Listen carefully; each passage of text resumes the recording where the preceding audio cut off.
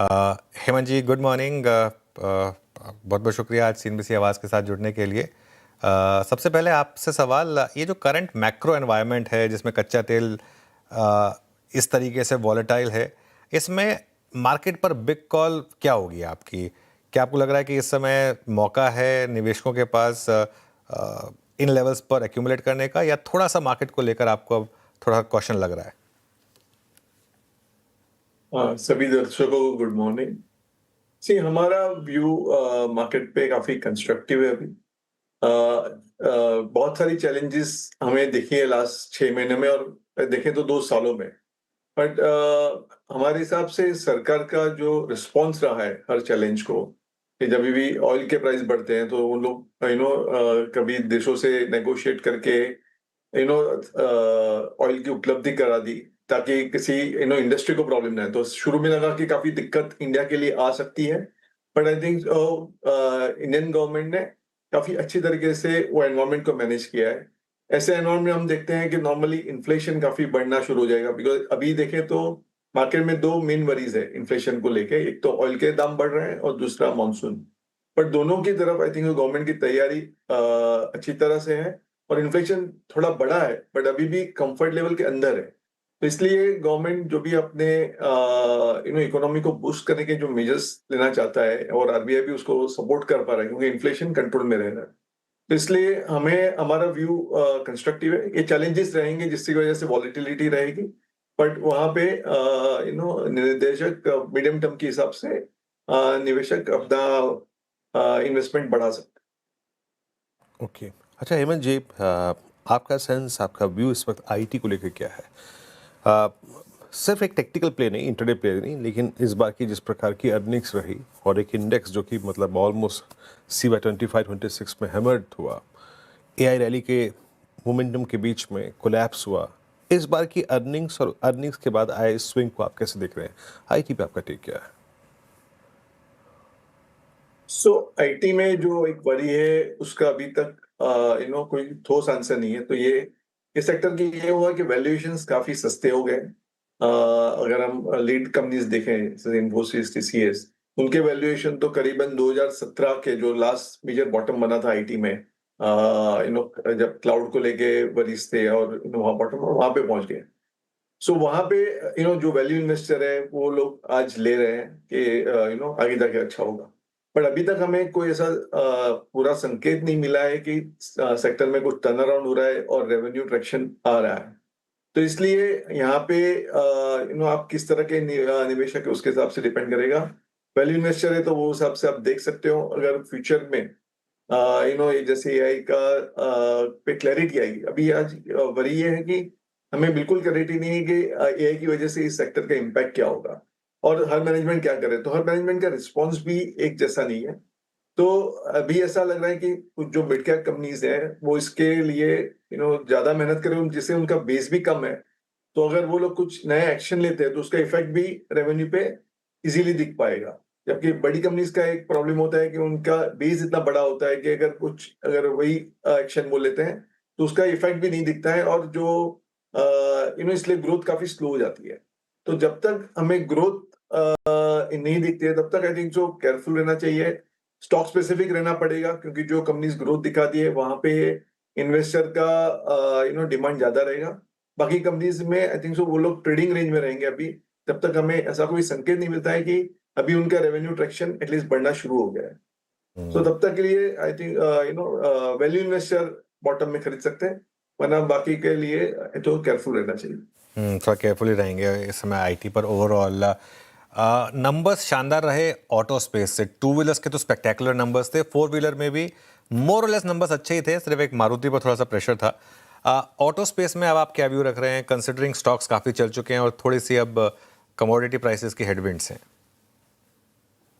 सो ये margin pressure रहेगा, but जैसे हमारा as of the base outlook है कि वॉर ज्यादा देर तक नहीं चलेगी। दोनों पार्टी को जैसे ईरान और यूएस दोनों को कुछ सोल्यूशन में इंटरेस्ट है, तो बातें चल रही है, सोल्यूशन नहीं आ रहा है। तो ऑयल प्राइस अगर ज्यादा ऊपर नहीं जाता तो बाकी कमोडिटीज भी रेंज में रहेगी ऐसा लगता है। बदली एआई की ट्रेड की वजह से कुछ कुछ इंडस्ट्रियल कमोडिटीज में तेजी हो रही है, जैसे copper, aluminium. But I think so manageable है, बट मेन ऑटो के लिए सबसे अच्छी बात दो चीजें हैं। एक तो domestic demand after GST cut के बाद काफी स्ट्रांग रही है। लोगों को लगता था कि थोड़े टाइम बाद टेपर ऑफ हो जाएगी, बट आई थिंक सो वो डिमांड अच्छी से बढ़ी है क्योंकि कंपनी ने पूरा बेनिफिट पास ऑन किया। और जब ये मार्जिन प्रेशर भी आ रहे हैं तो वो लोग बहुत धीरे धीरे से प्राइस हाइक ले रहे हैं। दे आर पूरा इम्पैक्ट कस्टमर को नहीं पास कर रहे हैं, तो वो अच्छी बात है क्योंकि आपका सेल्स मोमेंटम बना रहता है। दूसरी बड़ी बात आई थिंक सो ऑटो में उससे भी बड़ी हो रही है, जो ऑटो और ऑटो दोनों के लिए रेलेवेंट है, ये जो है एक्सपोर्ट्स अपॉर्चुनिटी के जो हमने इंडिया ने लास्ट ईयर मेजर कंट्रीज के साथ एफटीए साइन हुए, उसमें सिर्फ यूके के साथ ऑपरेशनलाइज हो गया है। यूरोपियन यूनियन और अमेरिका के साथ अभी बातचीत चालू है, जो मैं आशा करते हैं कि नेक्स्ट 6 महीने में उसका भी हमें बराबर क्लैरिटी मिलेगी कि किस तरह का होगा। उसके बाद इंडिया से ये एक्सपोर्ट अपॉर्चुनिटी बढ़ती जाएगी। तो अगर हम मारुति का रिजल्ट भी देखें तो डोमेस्टिक तो growth eventually high single digit होगा या तो लो डबल डिजिट होगा, उससे ज्यादा एक साथ में ग्रो नहीं हो सकता है। बट एक्सपोर्ट अपॉर्चुनिटी काफी बड़ी हो सकती है ऑटो के लिए और ऑटो एंड के लिए भी। एंड आई थिंक सो वहां पे ही सब कंपनीज का फोकस है, और एफटी की वजह से और रुपी डेप्रिसिएशन हुआ, ये वजह से आई थिंक सो ये और भी अपॉर्चुनिटी अच्छी हो गई है। तो ऑटो ऑटो एंड्स पे हमारा व्यू कंस्ट्रक्टिव है। मार्जिन का प्रेशर रह सकता है, but I think so with time वो तो पास ऑन हो जाता है। बट जब तक रेवेन्यू ट्रैक्शन दिखेगा, जो हमें लगता है, जैसे मैंने बताया कि नई नई अपॉर्चुनिटीज खुल रही है, जैसे ईवी आ रहा है, तो उसकी वजह से भी इंडियन ऑटो एंसिलरीज को अपॉर्चुनिटीज मिल रही है, क्योंकि वहां पे सब, जब नई टेक्नोलॉजी आती है तब सब एक पार पे हो जाते हैं। एंड जो भी टाइप कर सकता है नए ओईएम्स के साथ ऑटो, तो उनको अपॉर्चुनिटी मिल जाती है। तो उस तरह से हमें लगता है कि ऑटो ऑटोइंग्स में फ्यूचर अच्छा है और मोमेंटम रहेगा। ओके, अच्छा हेमंत जी, आपकी इस बार एफएमसीजी के अर्निंग्स पर क्या टेक है? I mean Nestle at all time high, Marico को देखिए, और मतलब एक्चुअल के नंबर्स शायद थोड़ा सा बाजार को पसंद नहीं आए थे वॉल्यूम्स के फ्रंट पे, वहाँ पे करीब 150 से 100 बेसिस पॉइंट का नेगेटिव डाइवर्जेंस था। बट ओवरऑल क्योंकि इस स्पेस में पैसा नहीं बना है पिछले कुछ समय में ओवरऑल, हालांकि कुछ स्टॉक्स ऐसे हैं जो ऑल टाइम हाई पे हैं, फॉर इंस्टेंस नेस्ले, बट इस बार की अर्निंग्स पे आपका टेक? सो हम स्टेपल्स का रिजल्ट है वो स्टॉक से ज्यादा लगते हैं कि आज देश में क्या सेंटिमेंट है, और उससे ये कंफर्ट मिलता है कि जो हमें बड़ी थी कि because of again war and बारिश थोड़ी कम होने की वजह से रूरल डिमांड इम्पैक्ट हो सकता है या कंजम्पशन डिमांड, वो नहीं हो रहा है। बट अगर हम स्टॉक्स की बात करें तो वहां पे भी, जैसे आईटी का बात करें, यहाँ पे बहुत स्टॉक स्पेसिफिक सोचना पड़ेगा, बिकॉज वहां पे डिसरप्शन ऐसा ही नहीं है कि डिमांड वाइज जो हम जो बोलते हैं D2C brand, direct to consumer brands का प्रेशर काफी है, और वो अभी भी चल रहा है, क्योंकि अभी डिस्ट्रीब्यूशन इन सब कंपनीज, अगर हम स्टेबल कंपनीज का देखें तो ओवर द इयर्स मोर होता था कि डिस्ट्रीब्यूशन उनका बहुत स्ट्रॉन्ग था। तो जो भी कंपनी के प्रोडक्ट्स जहाँ ज्यादा रीच हो सकते थे, उनका एक नेचुरल ट्रैक्शन है भी, आप कंज्यूमर तक पहुंचोगे कैसे। बट जब ये ई कॉमर्स और क्विक कॉमर्स का आया है तो सब कंपनीज के लिए वो चैनल खुल गया है। तो इनका जो मोड था ट्रेडिशनली, वो कमजोर हो गया है। उसकी वजह से ऐसा नहीं कि देश में कंजम्पशन नहीं हो रहा है, पर लिस्टेड कंपनीज के ग्रोथ थोड़े म्यूटेड है, क्योंकि वो लोग रिस्पॉन्ड नहीं कर पा रहे हैं ज्यादा इफेक्टिवली, और जो लोग कर रहे हैं उनके ग्रोथ है भी। तो स्टॉक स्पेसिफिक अपॉर्चुनिटीज है। बट अगर हम देश की भी बात करें, नॉर्मली हम बोलते हैं कि $2000 के ऊपर जब हमारा जीडीपी होने लगता है किसी भी देश का, तो लोग स्टेपल्स से ज्यादा फिर डिस्क्रिशनरी कंजम्पशन की तरफ चलने लगते हैं, जो हमारे देश में भी आई थिंक हम देख रहे हैं। तो स्टेपल्स में इसलिए अपॉर्चुनिटीज लिमिटेड है, स्टॉक्स नहीं परफॉर्म किए तो यहाँ से बढ़ सकते हैं, ऐसा नहीं है कि नहीं चलेंगे। बट सिलेक्टिवली देखें, जो कंपनी और मैनेजमेंट रिस्पॉन्ड कर रहे हैं नए एनवायरमेंट को, उनमें अपॉर्चुनिटी है, वरना बाकी के लोग स्टॉक्स थोड़े लैंग्वेज हो सकते हम्म, एक जो मार्केट का सबसे बड़ा सेक्टर है बैंकिंग, उस पर बात नहीं हुई। यहाँ पर क्या व्यू रख रहे हैं अब आप, क्योंकि काफ़ी मिक्स ट्रेंड रहे हैं, स्पेशली जो एक दो सबसे बड़े प्राइवेट बैंक्स हैं वो चलने को तैयार नहीं है। हैं। तो अगर हम बैंक्स और एनबीएफसी को साथ में देखें, क्योंकि दोनों ही लेंडिंग करते हैं, तो इन्वेस्टर को दोनों को साथ में देखना चाहिए। तो वहां पे एक एनवायरमेंट, एक चैलेंज लास्ट 2 साल से था कि पहले तो डिपॉजिट ग्रोथ नहीं था और क्रेडिट ग्रोथ भी नहीं था।